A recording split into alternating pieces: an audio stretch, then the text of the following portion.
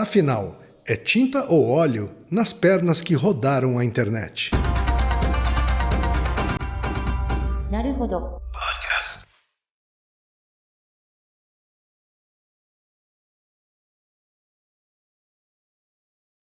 Bem-vindo ao Naruhodo Podcast para quem tem fome de aprender. Eu sou Ken Fujioka. Eu sou Altair de Souza. E hoje é dia de quê?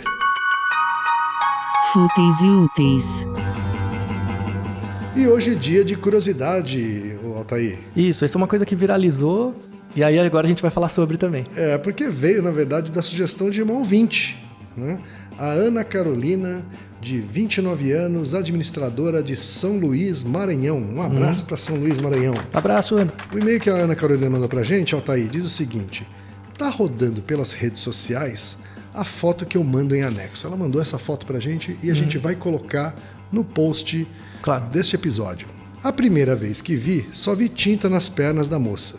E até parei para ler o título da matéria, pois fiquei intrigada do porquê colocarem uma perna manchada de tinta numa capa de reportagem. Depois que li a reportagem, vi que muitas pessoas, a priori, viram óleo na perna. Vocês sabem o porquê disso? Algumas pessoas veem tinta e outras veem óleo. Eu, por exemplo, só vi tinta e não consigo visualizar óleo, mas alguns amigos meus viram óleo e depois disseram que viram a tinta. A gente vai colocar a foto que ela se refere no post. Tá? Vamos colocar também um outro GIF animado aí nas nossas redes sociais. Tá? E um link para um post do BuzzFeed, que mostrou a loucura que virou a internet em função dessa coisa maluca aí, né? Das pessoas olharem para uma foto, né? E algumas enxergarem óleo, outras enxergarem tinta, né? Ou enxergarem as duas coisas. E aí dá aquele hype todo, né? E uma pergunta que o próprio BuzzFeed não respondeu, né? É... Por quê? Por que é que isso acontece? Eles fizeram hype, mas não explicaram por quê. Por que é que isso acontece? Então a gente resolveu trazer essa pauta para cá e dar um olhar científico para isso tudo. Isso, né? Porque isso. a ciência também é zoeira. Claro. E a zoeira também é ciência. Com certeza. Altair, o que a ciência tem a nos dizer sobre esse episódio da tinta ou do óleo nas pernas que rodaram a internet? Então, Kim, antes, explica pra gente como foi pra você quando você viu essa imagem. Quando eu olhei a imagem, eu só vi óleo. Sempre? Sempre. Desde o começo eu vi óleo, quer dizer, eu vi a perna da menina brilhando, né? As pernas da foto estavam brilhando, né? Então eu achava que era óleo. E aí? Eu não enxergava a tinta. E como você fez pra se dar conta de que podia não ser óleo? Foi só quando você me orientou a olhar em determinados pontos da foto, né? Na sequência, né? E perceber, talvez até pelas falhas, né? Da pintura, né? Que se tratava de tinta, que se tratava de algumas linhas desenhadas com tinta, né? E que quando eu olhava, como eu olhava mais de longe, talvez, a sensação de quando eu olhava mais de longe, eu olhava o todo, eu olhava uma perna plastificada, né? E quando eu olhava o específico, né? Quando eu dava uma olhada no específico dos riscos brancos, aí sim eu percebi a tinta. Né? E o engraçado é que depois que você percebe a tinta, você não consegue mais deixar de perceber. Né? É mais difícil você deixar de perceber a tinta depois disso. É mais do que ilusão de ótica. Né? Não é uma simples ilusão de ótica. Exato. Tá? Então, essa é a explicação científica. Quem deu a explicação científica, eu só vou colocar os nomes agora, tá? Das coisas. Ano passado, acho que 1 ou 2 anos atrás, teve um hype parecido com uma foto de um vestido. Você não sabia se mudava de cor, dependendo do que você fazia, né? Essa foto da perna e do óleo aí da tinta não é a mesma explicação fisiológica, neurofisiológica, mas é a mesma coisa. A gente tem um certo viés. É o caso do vestido azul e preto ou branco e dourado. Isso, exato. Aí você pode buscar a foto, tá? Então... Mas não é o mesmo mecanismo. Não é o mesmo mecanismo. Não é. Não. Ali era uma coisa de percepção de cor. Percepção de cor, Isso. Aqui é outra coisa. Aqui é o ponto de fixação onde você olha a foto mesmo. E eu achei uma pergunta sensacional, porque dá para explicar uma coisa que eu gosto muito de psicologia, que é a teoria da Gestalt. Né? Depois que eu fui atrás um pouco da origem da foto, a pessoa que tirou a foto, ela tirou uma foto casual, ela não pensou em fazer isso. Não pensou em enganar ninguém. Não, ela tirou essa foto, publicou, aí as pessoas começaram a comentar, mas nem ela se deu conta de que tinha gerado esse efeito, né? Porque era uma foto bem prosaica, assim, né? E aí a coisa começou a correr. Na verdade, o mesmo mecanismo que gera esse efeito do óleo ou da tinta é um mecanismo estudado pela Gestalt, isso no século XIX, começo do século XX, em uma forma geométrica, né, um desenho, que é chamado cubo de Necker. Tá? A gente vai colocar no post um link para o cubo de Necker. Provavelmente todo mundo já viu esse cubo. Sim. Talvez não soubesse o nome. Isso, mas já todo viu. Todo mundo já viu esse cubo. Ou todo mundo já desenhou ele também. É um cubo vazado que, dependendo do lugar onde você olha dele, parece que a perspectiva dele joga ele para frente ou para trás. Tá? Caso você nunca tenha visto, abra o link do cubo de Necker e dê uma olhada, né, e vê se você consegue fazer isso. E repare que, dependendo do ponto de fixação que você faz, né, então, se você olha numa certa aresta do cubo, ele parece mais profundo. Se você olha na outra aresta de cima, ele parece mais para fora. Né? E aí você consegue jogar, né, brincar de um lado para o outro. Tá? Normalmente você vai ter uma tendência maior a olhar essa imagem de um jeito, mas se você fizer um pouquinho de esforço e mudar o local de fixação, você consegue fazer do outro. Aquela bailarina que para alguns gira horário e outros giram anti-horário, também tem o mesmo mecanismo? Exatamente não, mas é parecido. É porque o mecanismo do cubo de Necker e também da perna aí é um mecanismo fixo, né? O outro mexe com o senso de movimento. Então tem mais a ver com a lateralidade, se você desce o canhoto ou umas coisas de percepção. Mas vamos focar nesse do cubo de Necker, que ele em si já é sensacional, tá? Então, é uma ilusão perceptual, é tinta, tá? É tinta, mas se você só vê óleo, eu entendo que você veja óleo. Então, a dica que eu vou dar pra você é a mesma dica que eu dei pro Ken. Eu até me sinto mal, porque agora o Ken nunca mais... Se ele quisesse ver óleo, agora ele não pode mais, né? Que é o seguinte... Você sabe quando eu fico um tempo sem ver? Volta, sim. E volto a ver, eu volto a enxergar o óleo. Volta rapidinho, brilho, né? É. Então, o objetivo do GIF que a gente colocou aí, da animação, é esse. É a mesma foto, ela aparece 2 vezes. Em uma das vezes, ela aparece rápida, assim, um frame rápido, e outra ela fica um pouquinho mais, né? Fica 1 segundo, tá? Não é o melhor jeito de mostrar, mas dadas as limitações técnicas, ela gera esse efeito. A ideia é que, quando você vê rapidinho, uma maior porcentagem de pessoas vai ver o óleo. Quando você olha por um tempo maior, uma maior porcentagem de pessoas vai ver a tinta, na mesma foto. E por que isso acontece? Quando eu abro uma imagem para você, normalmente as pessoas fixam no centro da imagem. É um padrão, né? Então eu mostro uma foto, se essa foto aparece por meio segundo para você, a tendência é você fixar no centro e aí coletar a informação que tem ali no centro. Se eu deixo essa foto por 10 segundos, o que vai acontecer? Você vai olhar para o centro e depois seu olho vai começar a percorrer a foto e ver detalhes. O que acontece na perna?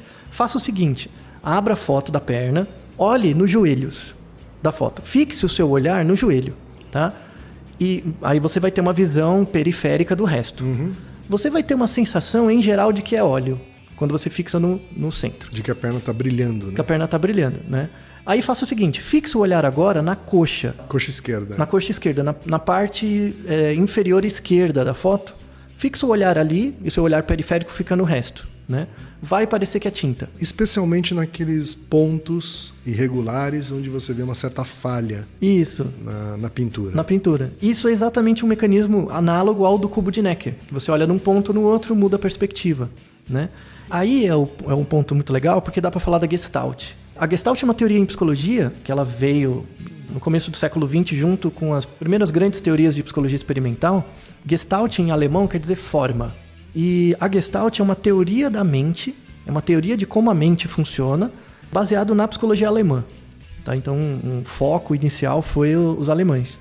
E um dos criadores, né, teve vários, mas um principal que ficou um pouco mais famoso é o Kafka. Por isso que eu gostei muito da pergunta, porque dá para corrigir isso nas pessoas. Talvez poucas pessoas conheçam o que é Gestalt, mas muita gente já ouviu essa frase que o todo é muito mais do que a soma das partes. Você já ouviu isso, Ken, né? Em palestras, em um monte de gente fala isso, né? Que o todo é muito mais do que a soma das partes. Essa frase é do Kafka. Ela é um dos cânones da Gestalt, né? Da teoria da Gestalt. No entanto, o Kafka era alemão, ele falou isso em alemão. E aí um gaiato, sei lá, pegou, quando traduziram os textos do Kafka para o inglês, traduziram essa frase errado. E aí gerou bugou. Você acha que hoje você buga a internet? Mas bugou a ciência de uns 50 anos, porque essa frase foi traduzida errada. Porque a tradução correta seria outra, né? Seria outra, não é? Tanto é que o Kafka, depois da guerra, na época da guerra, ele foi dar aula na Inglaterra e nos Estados Unidos e ele corrigia todos os alunos dele. Falou, eu falei diferente disso. O todo é muito mais do que a soma das partes, está errado. Não é isso. tá? A tradução real do alemão é o seguinte: o todo, ele é independente da soma das partes. Ou seja, ele é outra coisa. O todo é um outro diferente da soma das partes. São mecanismos diferentes. Então, quando eu mostro para você uma parte do estímulo, você tem uma apreciação dele. Quando eu mostro o todo, você tem outra apreciação. E não é uma soma aritmética das partes. São experiências fenomenológicas diferentes. Esse é o ponto. Então, por conta dessa frase ser traduzida errada, tem toda uma linha de psicologia que foi criada lá, que é baseada em teoria de sistemas, né, que é uma área da psicologia experimental, mais técnica, que baseada nessa premissa que foi traduzida errada, criou toda uma área do conhecimento que já está errada, entendeu? Por conta da tradução dessa frase. Então lembre disso, não repita essa frase, tá? O todo é um processo totalmente independente da soma das partes. Essa é a teoria básica da Gestalt. E onde é que a Gestalt se encontra com esse meme das pernas, Altair? Os teóricos da Gestalt, eles propunham, eles tinham uma teoria da mente. Então eles propunham um modelo de como a mente funcionava, né? Que é muito interessante. Assim, a Gestalt é uma das áreas, é uma das teorias da psicologia que não sumiu. Ela começou a fazer parte de outras teorias. As bases da Gestalt, elas são tão interessantes que você encontra bases delas na psicanálise, na psicologia experimental, na psicologia cognitiva, na neurociência. Até na comunicação, na publicidade, design, né? Isso. Então, na verdade, ela é uma teoria que espalhou nas outras. Então, ela não sumiu propriamente, né? A Gestalt, ela se baseia em princípios. Então, você tem princípios de percepção. E o cubo de Necker, ele mostra um desses princípios, né? O princípio da invariância, no caso.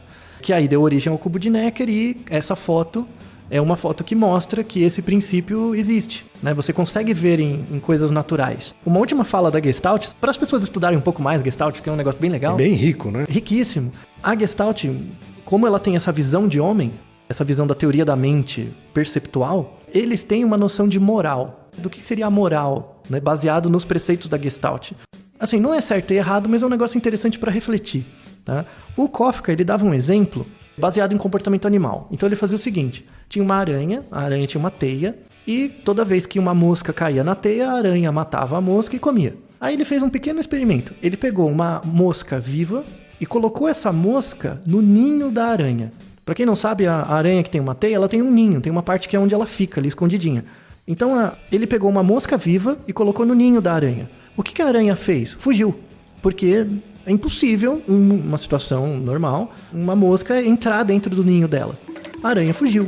Ou seja, a aranha confundiu a mosca com uma outra aranha, né? Porque as aranhas que comem as aranhas, elas entram no ninho, esperando a aranha. E aí tem uma fala do Kafka que ele fala o seguinte: a estupidez da aranha não está em fugir de uma vítima frágil, que é a mosca, mas sim confundi-la com um inimigo admirável. Então a analogia que ele pega aqui é assim, que as decisões que a gente toma levam em consideração o contexto. Você não toma uma decisão independente do contexto.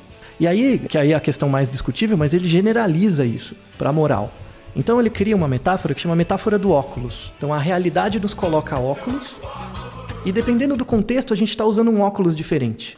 E aí eu volto na questão da soma das partes, o todo é diferente da soma das partes. Por que essa frase está errada? Porque na verdade é como se a gente tivesse dois óculos, que é o óculos do todo e o óculos das partes. E esses óculos são independentes, né? Então são duas formas de enxergar. E aí ele generaliza essa metáfora dos óculos e ele coloca uma frase que eu vou deixar para vocês pensarem, que é bem interessante. Que ele fala sobre o que é moral, o que é justiça, segundo a ideia da Gestalt, né? Então ele coloca uma coisa que eu acho bem curioso para refletir, que é o seguinte: a diferença entre um herói e um assassino não está em suas capacidades internas morais, mas sim nas suas percepções da situação em que eles se colocariam na situação de matar ou não uma pessoa.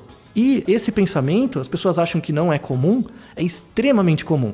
Tem uma área da psicologia cognitiva que levou isso, que é a psicologia da obediência. Recomendo que quem tiver interesse, veja, procure um vídeo. O título do vídeo é algo assim: eles pegaram uma referência de uma justificativa que um soldado nazista deu. Então, o soldado nazista, depois que acabou a guerra, ele foi julgado. E aí ele deu uma justificativa. Ele falou: eu não sou culpado, eu estava apenas seguindo ordens. E tem um fundo de verdade nisso. Então, estudando a psicologia da obediência, tem um fundo de verdade nisso. Então, resumindo o experimento, né, que foi feito, era um experimento assim: você convidava pessoas para um experimento, e essas pessoas sentavam numa cadeira, na frente dela tinha uma máquina, e essa máquina tinha vários botões. Aí era dito a essa pessoa o seguinte, falou: ó, esses botões são conectados nessa máquina, e essa máquina tem um fio, ó, o fio tá aqui, E esse fio, ele entra numa sala anexa. A pessoa não entra na sala, ela não está vendo a sala, mas ela está vendo um vídeo. Esse fio era conectado em uma pessoa que estava na outra sala e o experimentador dizia o seguinte: você vai fazer perguntas para essa pessoa no microfone, se ela responder errado, você aperta o botão. E apertando o botão, a pessoa lá dentro vai levar um choque. Tá? As perguntas começam com um choque leve, as pessoas erram e tudo bem. Só que o que acontece? O vídeo é gravado, não tem ninguém na outra sala. A pessoa erra de propósito. E aí o que acontece? O choque vai ficando cada vez mais forte. E tem um número dizendo a voltagem. Então chega uma hora que a pessoa dá um choque de 600 volts na outra. E a pessoa entra em conflito, ela fala: não, eu não posso dar o choque nela. Como assim? E no vídeo a pessoa grita, claro, né? E o experimentador, né, que é quem está acompanhando o experimento, ele repete apenas uma frase: continue o experimento. Continue o experimento. De jaleco, todo sério, sem mudar a expressão, continue o experimento. Todas as pessoas chegaram até o final, até os 2000 volts. Mataram a pessoa. Então isso mostra o quão forte os princípios da Gestalt podem estar hoje em dia presentes na nossa vida. Por isso que é uma área do conhecimento que eu gostaria que as pessoas acompanhassem. É isso aí. Legal, né? Gestalt e tinta ou óleo nas pernas das pessoas. Gestalt, né? E pernas, tudo a ver. Naruhodo, ilustríssimo ouvinte. E lembre-se, aqui no Naruhodo quem faz a pauta é você. Você discorda do que ouviu, tem alguma pergunta, quer compartilhar alguma curiosidade ou lançar algum desafio? Escreva pra gente. podcast@naruhodo.com.br. Repetindo. podcast@naruhodo.com.br. Então até o próximo Naruhodo. Domo arigato. Ei, gasgou! Olha, já tem outro, o Reginaldo. Já tem outro blopper pra colocar já. É isso aí. Tchau, tchau.